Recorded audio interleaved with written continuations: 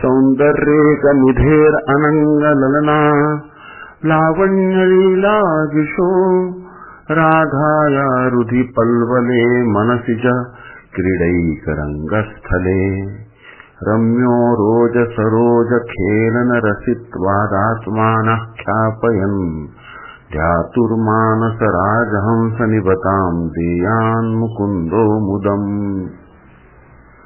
सौन्दर्येकनिधेरनङ्गललना लावण्यलीलाजुषो राधाया रुधि पल्वले मनसि च क्रीडैकरङ्गस्थले रम्यो रोजसरोजखेलन रसित्वादात्मानः ख्यापयन् ध्यातुर्मानसराजहंसनिबतां देयान् मुकुन्दो मुदम्।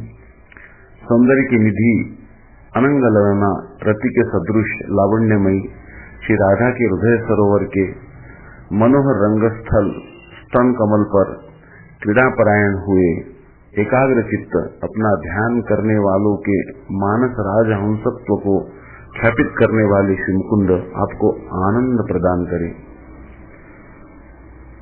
श्री मुकुंद जो सभी मनुष्यों को क्लेशों से मुक्त कर उन्हें आनंद प्रदान करते हैं।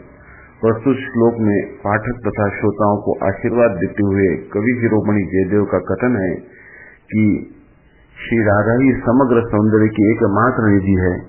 उनका वक्षस्थल श्री कृष्ण की क्रीड़ा भूमि है। कवि ने श्री राधा के वक्षस्थल की उपमा सरोवर से की है। जिस तरह सरोवर में कमल विकसित होते हैं, उसी प्रकार श्री राधा के वक्षस्थल तराज में दोनों स्तन ही मनोहर कमल है। जहाँ श्री कृष्ण क्रीड़ा करने वाले राजहंस है, ऐसे राजहंस श्री कृष्ण का जो लोग ध्यान करते हैं, उन ध्यान करने वाले ध्याताओं के हृदय स्थल में विहार करने वाले मानस सरोवर के राजहंस के समान श्री कृष्ण अपने सभी भक्तों का मंगल विधान करे।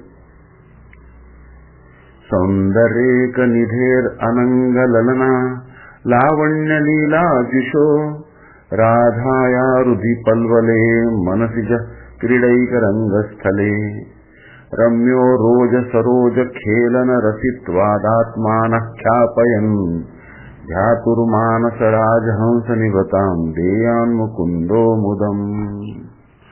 देयान् मुकुन्दो मुदम्, देयान् मुकुन्दो मुदम्, देयान् मुकुन्दो मुदम्।